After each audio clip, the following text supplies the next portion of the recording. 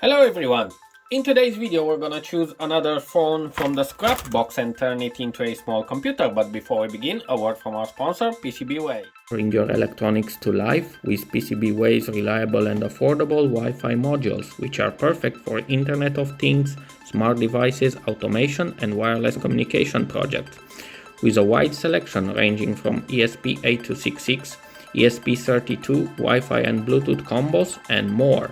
They are very easy to integrate with Arduino, Raspberry Pi and other microcontroller platforms. They are ideal for smart home automation, remote monitoring system, wireless sensor, Internet of Things prototypes and other DIY gadgets. High performance module without the high cost. Check them out, link down in the description below.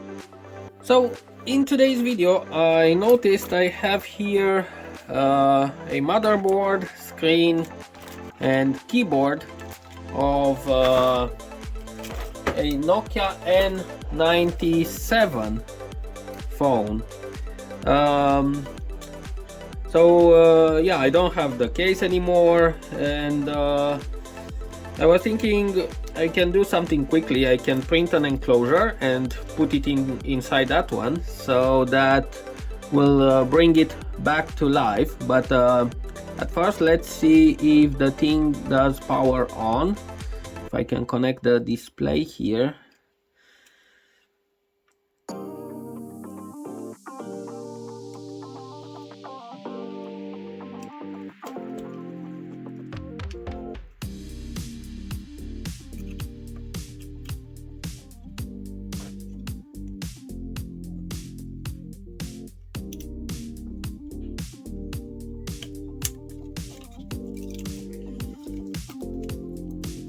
Okay, so let's just see if it powers on.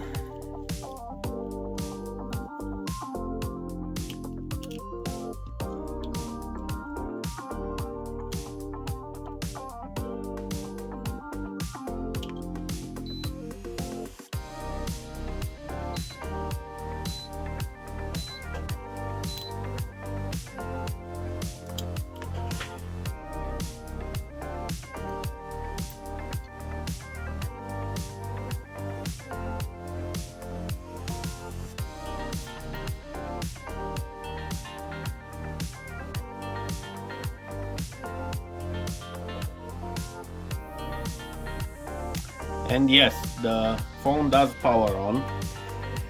Okay, so let's connect this and let's think about what can we print. So I want to make it as small as possible, so I'm thinking about this design with the keyboard. The keyboard is very convenient. It can stay on the outside of the case basically. I can just fix it in there, and the display will be fixed inside the case, so it will be a normal square design, and of course it will protect the ribbon cable from further damage. So let's get started by designing the case.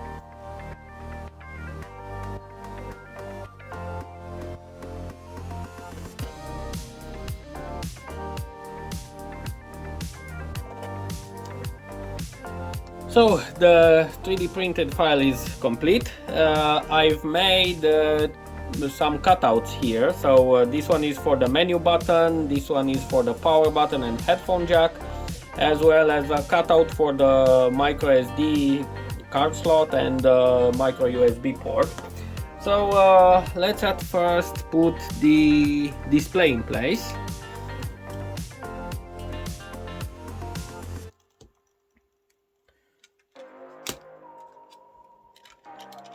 So we'll fix it exactly in the right position.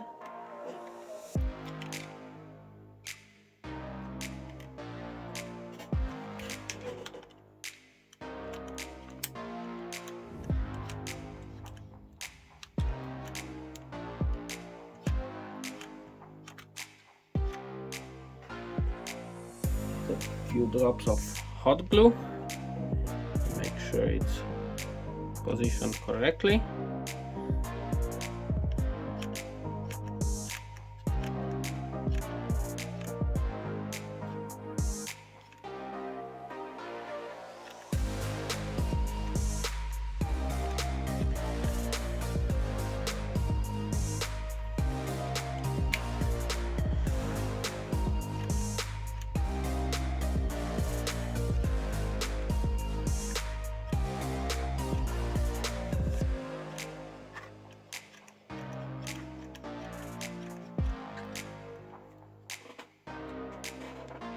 Okay, let's now put the motherboard and the keyboard inside.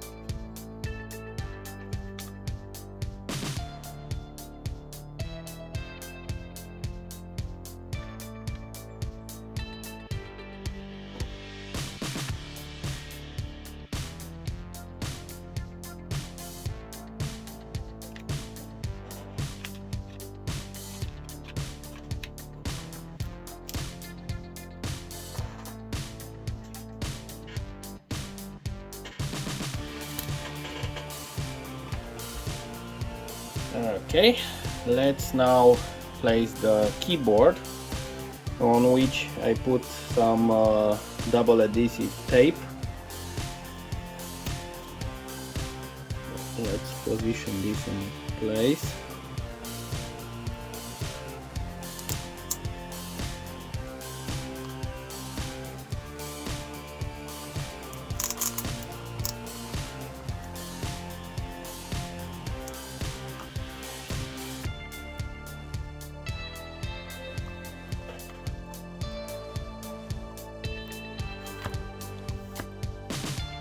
Okay, something like this. And now let's put the battery.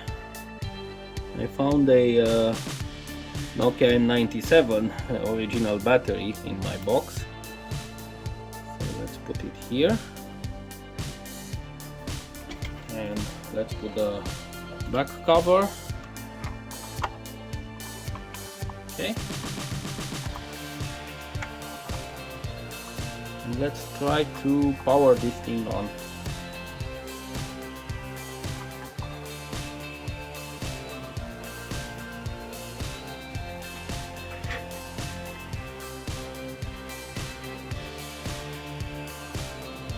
Okay, so let's give it a test now to see if everything is working. So this should be the menu key. Yes, up, down, left, right. The arrow keys are working.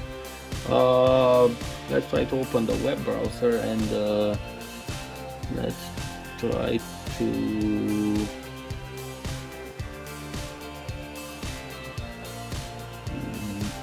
I'm not sure how to. I want to test the keyboard. I'm trying to write something, but let's try to write a message.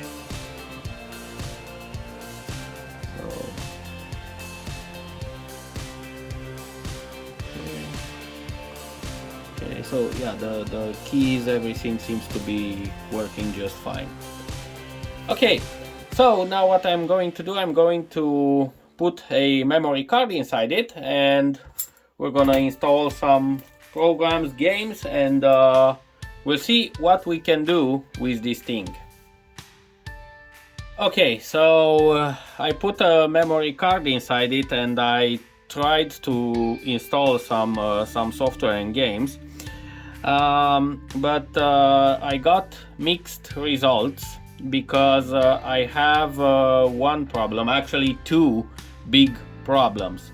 So the first big problem is that this phone, the Nokia N97, originally came with a touchscreen, which I don't have anymore. So the big problem is that I cannot touch these two buttons, the option button as well as the exit button.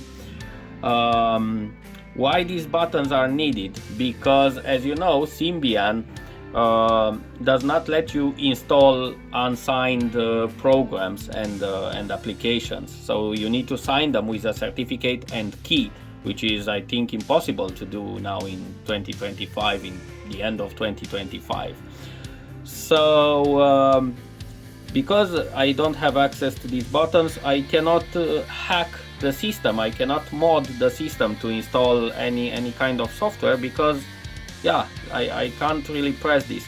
Now there is an application for Symbian called Magic Key, which lets you map any button to any button of the keyboard. But the problem is that that application is not signed and I cannot install it. So that leaves us with only one option: to install only signed apps and games. And I did manage to install some. So let's at first start with the Nintendo NES emulator. So let's try to open a ROM file here.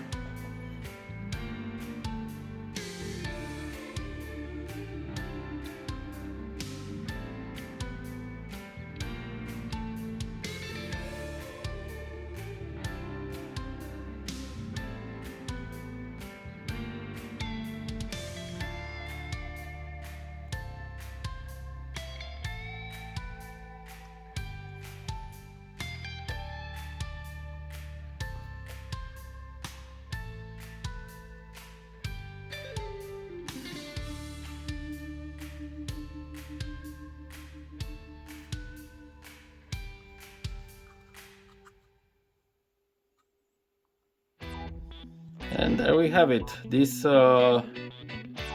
is basically Street Fighter, a NES game. I would say it runs okay. The design of this phone is actually one of the best that I've ever seen, because it has the D-pad on the left side. So it means you can actually play any game with the D-pad here, and you can map any key from here that you want to be A button or B button or whatever button you want to select. So yeah, NES is working. Let's see another thing. I managed to install the Game Boy Advance emulator.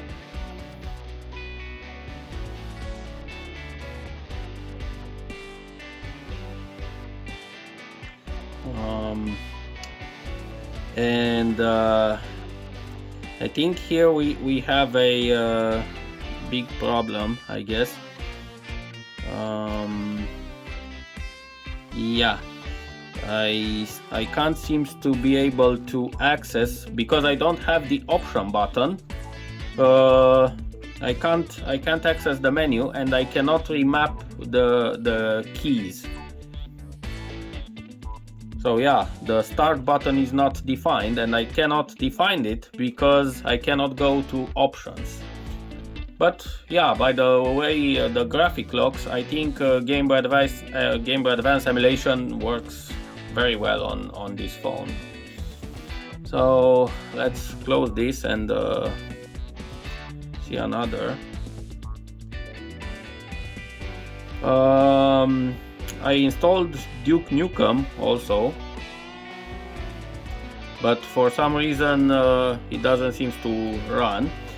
I managed to install Quake 1, which runs. It does open.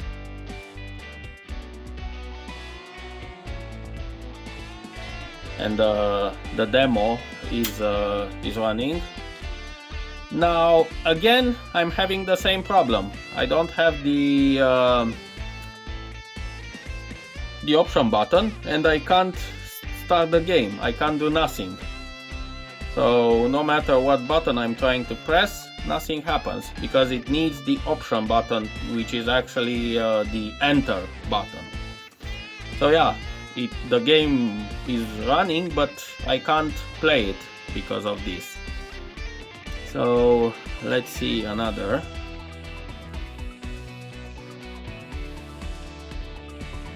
Let's see Quake 2.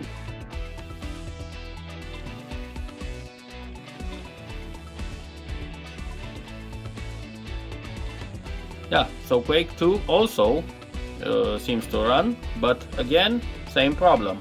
I cannot access the game menu. I cannot start a new game. I can't do nothing. So let's see the last thing. So the last thing that I could install was the Sega Genesis emulator, Pico Drive. Let's try to open a file.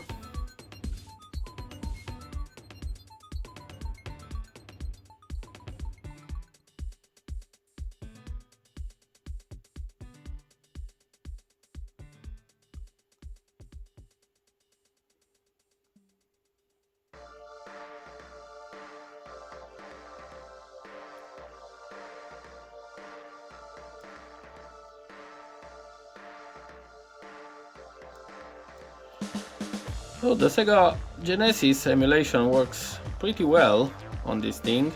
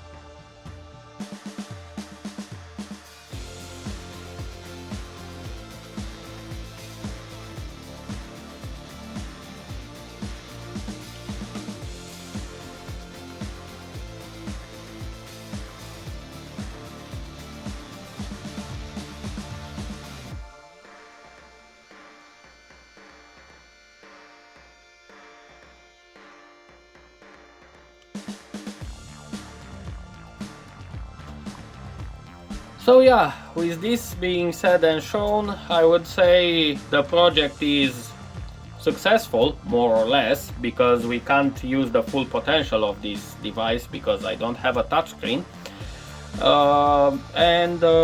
I'm not sure if you know if there's any way to sign Symbian application and to be able to install it. Please let me know in the comments below, and if there is any way that that I can do that, and that I can install this application so I don't need a touchscreen. Anyway, definitely I will revisit this device, and I will try to find a solution. Either I will try to install the Magic Key application, either I will try to see if I can find a touchscreen for this, so at least I can hack the system and then I can take off the touchscreen. I don't need it to stay there. But yeah, overall it's a pretty neat device. So thanks a lot for watching, and see you in the next video.